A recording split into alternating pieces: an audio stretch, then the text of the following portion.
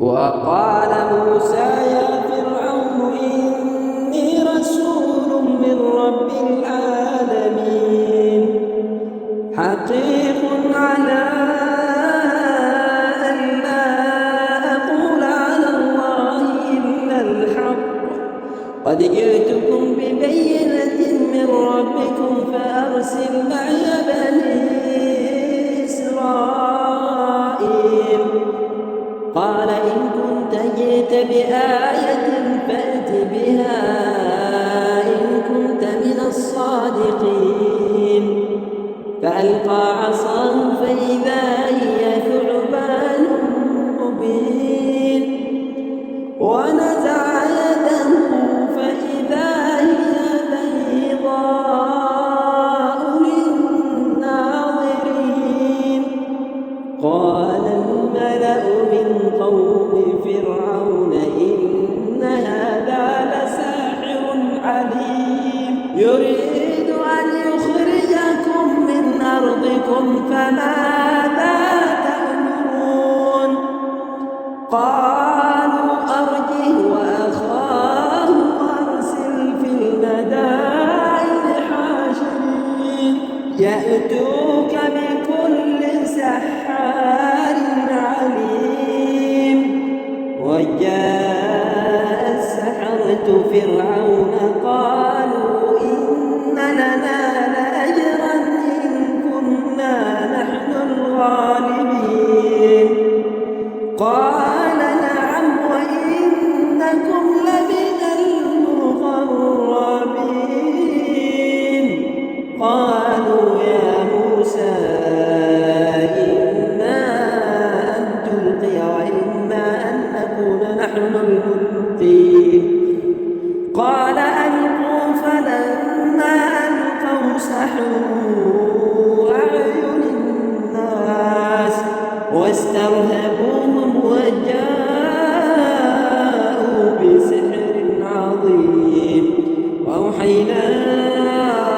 إلى موسى أن الق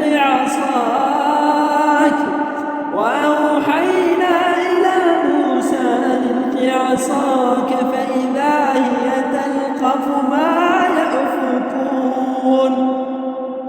فوقع الحق وبطل ما كانوا يعملون فغلبوا هنالك وانقلبوا صاغرين وألقي السحرة ساجدين قالوا آمنا برب العالمين رب موسى وهارون قال فرعون آمنتم به قبل أن آذن لكم إن هذا لمكر مكرتموه في المدينة لتخرجوا منها أهلها فسوف تعلمون لأقطعن أيديكم وأرجلكم من خلاف ثم لأصلبنكم أجمعين قالوا إنا إلى ربنا منقلبون وما تنقم منا إلا أن آمنا بآيات ربنا لما جاءتنا